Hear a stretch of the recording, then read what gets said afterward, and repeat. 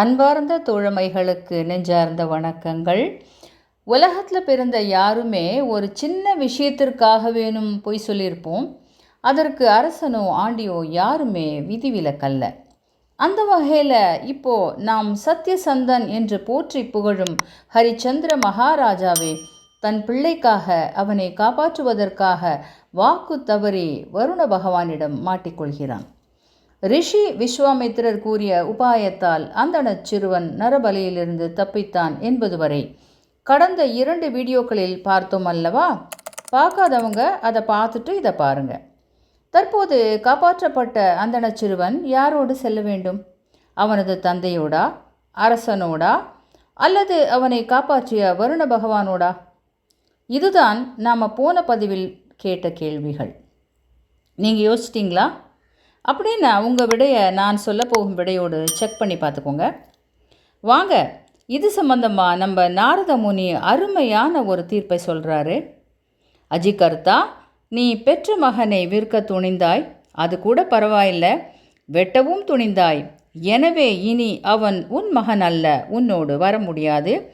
ஏன்னா you are unfit to be a father to him என்று சொல்கிறார். சரி, ராஜா தானே வாங்குறான், எனவே அவரிடம் செல்வது, இப்படி யோசிக்கிறீங்க தானே? நாரதர் சொல்கிறார் பாருங்க. மகாராஜா, நீங்கள் சிறுவனை விலைக்கு வாங்கி வளர்க்கவா செய்தீர்கள்?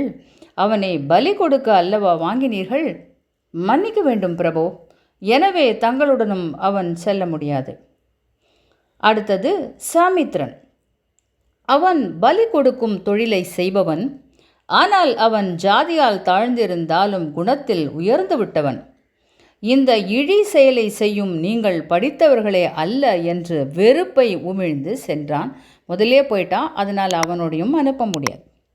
சரி, கடைசியா வருண பகவான் தானே சிறுவன் தன்னை துதி செய்ததால் மகிழ்ந்து அருள்மழை பொழிந்து அதன் மூலம் ஹரியையும் மன்னித்து அவன் வயிற்று வலியையும் போக்கிவிட்டாரே. அவர் தகப்பனாக முடியுமா என்றால் அதுவும் இயலாது. அவர் தேவர், பெண்ணுலகை சேர்ந்தவர். அப்போ யார் தாங்க சிறுவனது தகப்பன் ஸ்தானத்தில் இருப்பவர்? நம்ம விஸ்வாமித்திர முனிதான். காரணம், சிறுவன் நிலை கண்டு இறங்கி அவன் உயிர் பிழைத்தால் போதும் என்று கருதி அவனுக்கு மந்திரோபதேசம் செய்த விசு முனிதான் தகப்பன்.